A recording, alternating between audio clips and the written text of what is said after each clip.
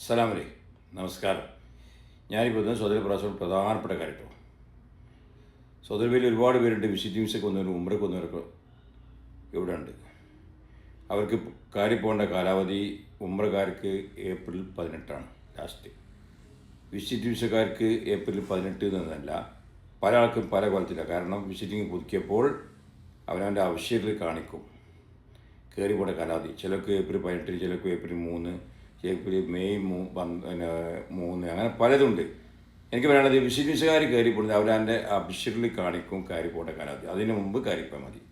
ഉംറക്കാർക്ക് എന്ത് ചെയ്യും? ഏപ്രിൽ 18 മുമ്പ് തന്നെ പോകണം.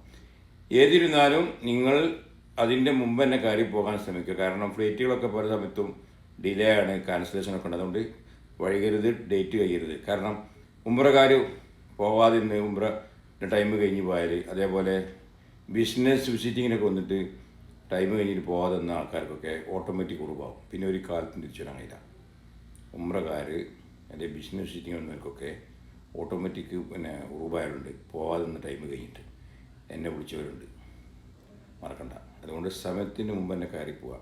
അതേപോലെ വിസിറ്റിങ്ങിന് വന്നവർക്കുണ്ടാവും ഫാമിലി, അച്ഛനും അമ്മയ്ക്കും ഇക്കാമയുള്ള വിഷയം ഉണ്ടെങ്കിൽ കുട്ടികൾക്ക് എന്ത് ചെയ്യുക? 18 വർഷം താഴെ കുട്ടികൾക്കൊക്കെ അച്ഛൻ്റെ പേരിലേക്ക്, അമ്മേൻ്റെ പേരിലേക്കല്ല, അച്ഛൻ്റെ പേരിലേക്ക് അത് ഇക്കാമാക്കി മാറ്റിയെടുക്കാം. ഓക്കെ. അതിനും സൗകര്യങ്ങളുണ്ട്. അതും ടൈമുണ്ട് നിങ്ങൾക്ക് മാറ്റിയെടുക്കാനുള്ള. ഏപ്രിൽ 18 മുമ്പ് നിങ്ങളുടെ വിസിറ്റിംഗ് കഴിയുന്നതിൻ്റെ മുമ്പായിട്ട് മാറ്റിയെടുക്കാനുള്ള സൗകര്യങ്ങളൊക്കെ ഗവൺമെൻറ് ചെയ്തിട്ടുണ്ട്. മറക്കണ്ട. എന്ത് സംശയം വെക്കാം. അസ്സലാമു അലൈക്കും.